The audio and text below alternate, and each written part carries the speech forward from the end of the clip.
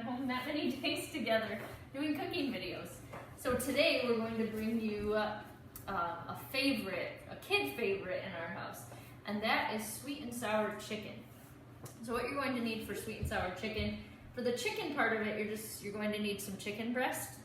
You're going to need a half of a cup of cornstarch and 2 eggs. That's what's going to make our chicken base.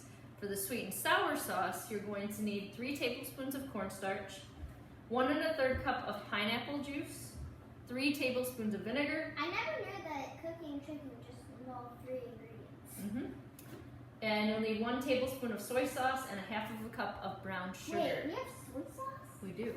Okay, so we're going to start by putting our sauce ingredients together, just because I want to get them out of the way before we open up our chicken breasts and get chicken juice kind of contaminating our area. So we'll get rid of everything else before we start with the chicken part of it. We're also going to need some type of oil to fry our chicken in. Today, I am going to use peanut oil. Peanut oil is a good oil for deep frying, just because it has a high smoke point. But still, it doesn't matter. You can use pretty much any oil you have at home, and if you don't have peanut oil, it doesn't matter. Right.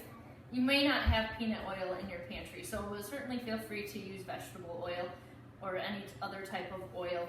Peanut oil just kind of has a neutral taste, so it doesn't come off as greasy when you're eating it. Okay, well, let's get started with our sauce. Okay, we're going to start by measuring everything in a measuring cup.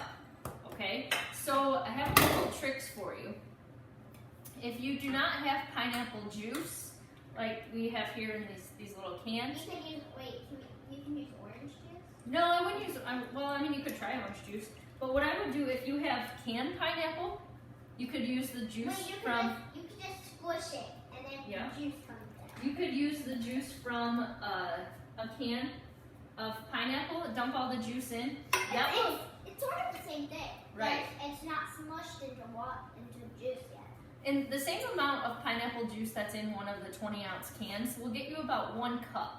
So what you can do to get to that 1 1/3 cup is just add another 1/3 of a cup of water, or whatever it takes to get to 1 1/3 cup. So I'm going to do that just so you can see what. So we've got 1 1/3 cup of pineapple juice and a little bit of water to make that 1 1/3 cup measurement.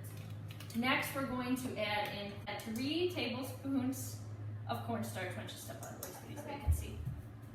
3 tablespoons of cornstarch. We need 3 tablespoons of vinegar. You'll notice that you get a lot of sweet ingredients in here, and then some tangy ones as well. The vinegar would be the tangy aspect. So 1, 2, 3 of vinegar. And then we need 1 tablespoon of soy sauce. So we'll dump that in as well. Okay. That's our salty component. Change the color super fast. This is what's going to give us that sweet and sour sauce color. We also need, here's our sweet part. Can I put in? Yep. We need half of a cup. Yeah, everything is pretty much sour besides the brown sugar. I like the brown sugar in it. Okay, half of a cup of brown sugar into that. Already dropped in. Okay, then what I would do is Does that also make it the color? Yep. So I would take a whisk and just whisk these ingredients up. It's going to be a little bit hard to whisk in there because you have the cornstarch in there. And the brown sugar that was just popped out. Right, but what happens when you put cornstarch into a liquid, it's going to try to stick and thicken. It kind of looks like chocolate milk. Yep, but the cornstarch is what's going to make this become the thickening component to make our sauce. So the cornstarch is essential. It doesn't take too long for it to come off the bottom and incorporate into the sauce. So that's all there is to making the base of the sweet and sour sauce. What you're going to do is add it to a saucepan. And then while you're working on your chicken, you'll let this heat up. It's not going to take very long at all to cook. I would put it on medium-high heat. And then you're going to want to whisk it occasionally so it doesn't stick or burn to the bottom. Okay, so our next step, we'll push all these ingredients out of the way. We don't need those anymore. We need 3 ingredients. Right, do you remember what those are? Chicken breast, cornstarch and eggs. Okay, so I'm just going to show you one chicken breast here, and then we'll come back and we'll do the rest of them. So what you're going to do, I had these chicken breasts in the freezer because we aren't going out to get fresh chicken. So, You can't. right, so we took these chicken breasts out of the freezer yesterday and let them thaw out in the refrigerator. If you are thawing chicken, put it on a plate or in a bowl so that when it thaws, you don't get chicken juice dripping all over your refrigerator. Okay, so what we're going to do, I'm going to come over here, little assistant. We're going to cut the fat pieces off of our chicken. So anything that's really white, like this that you can see, you're going to want to take off because those are going to become kind of chewy, and really it's the fat. You're taking the fat off of your chicken breast. And I do not like to bite into a piece of fat when I'm eating chicken. How about you? Disgusting, Right. Like the grossest thing in Yeah, the I know. world. So I'm kind of picky when I cut my chicken.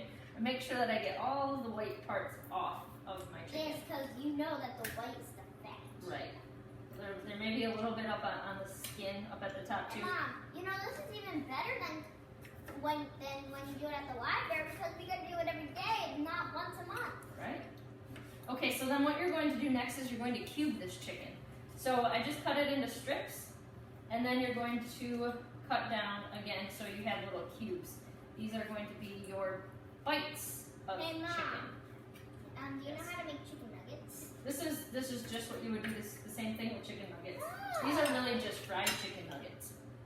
Okay, let me try stirring our sauce. Aren't all chicken nuggets fried? No, we'll do another recipe one of these days where we just bake chicken. Okay, so your next step, be careful not to, whatever hand you touch your chicken with, don't touch any of your products Because with. fat. Well, in the contamination, you want to be careful with that. Because you could get what's called salmonella. What's salmonella? It would be something that would make you sick. And it's a bad thing because you can't go to the doctor's office. Right, you have to be really careful. Okay, so what we're going to Good do thing you're using your right hand, 'cause that's Right. the word. is take about half of a cup of cornstarch and a couple of eggs. Oh, yes. You want to crack one? I'm coming. Would you grab a fork out of the... A fork, got it. Okay, don't. Okay, so what you're going to do is take your chicken, your cubed chicken, and put that in your cornstarch first. Here's your chicken. Here's your fork. Okay. I'm getting the egg. Rachel's going to crack another egg. Hey, why are you whisking it up? Want to? That's okay. Oh, nuts. That's Sorry. okay. That's all right. Oh, my God. Break it apart. Good job. Now put the shell over here. I'll wash my hands. Okay, good idea. All right, so you're going to dip this in the cornstarch, and then you're going to whisk up your eggs. The next step is to take your cornstarch chicken, dip it in the egg, and then you're going to put it into your hot oil. I'm going to continue cutting up the rest of this chicken, dipping it in the cornstarch, and then in the egg, and then I'll show you what it looks like to fry that all up in just a second. See you soon. Okay, so I've chopped up about 3 chicken breasts and dipped it into our cornstarch. Our oil is heating up as well. A quick little test for you, if you want to know if your oil's hot, is just to get a little bit of water on your hand. I'll show you in just a second. Make sure you don't forget to stir up your sweet and sour sauce as well as that's cooking. As soon as it starts to get thick, it's going to get thick really fast. Okay, so I'm going to put a little bit of water on my hands. You're going to sprinkle it in your oil. You probably can't hear that, but if you start to hear a little bit of noise and popping in there, that lets you know that your oil is warm enough. And you want to kind of watch the temperature because Great cooking tips. you don't want to get it too hot or your chicken will brown up really fast on the outside and won't cook all the way through in the middle. Okay, so I'm going to cook probably about 10 to 12 pieces at a time in this wok. I'm going to show you what that looks like when you dip it in. You're going to be very careful when you put this in because it's going to start popping. So step back a little bit, Rach. Got it. Because your grease is going to splatter a little bit. Okay, so what you're going to do next is let this cook for about 1 to 2 minutes on each side. And then you'll use a thermometer to test your chicken to make sure that it's cooked. fully throughout. Whisk it up. So let's see how our sauce, it looks like our sauce is starting to thicken a little bit too. I'm going to whisk that up. I'm going to turn the oil up just a tad. Okay. So we're going to come back here in just a second after this chicken has browned up on both sides. Okay, so our chicken is still cooking. I've turned it over with a pair of tongs. That's what you'll use to flip your chicken. As you can see, it's just slightly browned up nicely on one side. Again, about close to 1.5 to 2 minutes on each side. While you're cooking this chicken, the sweet and sour sauce is starting to thicken as well, so I just wanted to show you what that looks like. So make sure as it starts to thicken, you're whisking more constantly so it doesn't burn and thicken too much on the bottom. So you're kind of watching this. Once it gets to the consistency that you are looking for, it'll be a little bit thick. Pull up. Then you're going to take it off of the heat and let it sit until you're done. So here is our sweet and sour sauce, if you can see that. Okay, so that's all there is to the sauce. We'll turn that off and kind of let it sit. You dip it in it, or you can pour it in it and let it saute in it as well. Okay, so the temperature you're looking for your chicken is 165 degrees. You need to make sure your chicken reaches at least that temperature before serving. That's hotter than summer. It's hot. Right, so, but what that's going to do is kill off any salmonella that may be present in your chicken. Okay, so what you'll want to do, maybe pick one of your bigger pieces, set it out here, use your thermometer.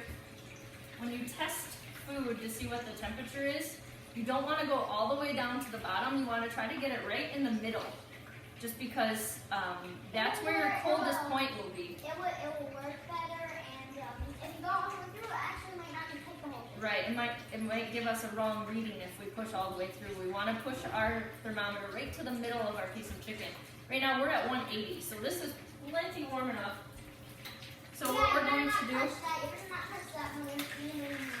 So what you can do then is, if that was your biggest piece of chicken, rest assured that the rest of these are going to be okay.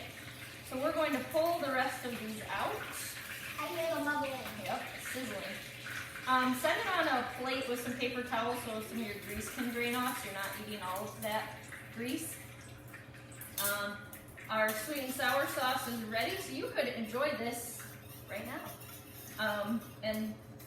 And what I'll do is continue cooking up this chicken in batches as the kids kind of snack on this for a meal. So today you've seen sweet and sour chicken. Rachel probably won't eat sweet and sour sauce on this. She likes to dip her chicken nuggets in ketchup. So she will eat these with ketchup while everyone else dips theirs in sweet and sour sauce. But tomorrow we have a special treat for you. I'm going to use peanut oil again and make some homemade egg rolls.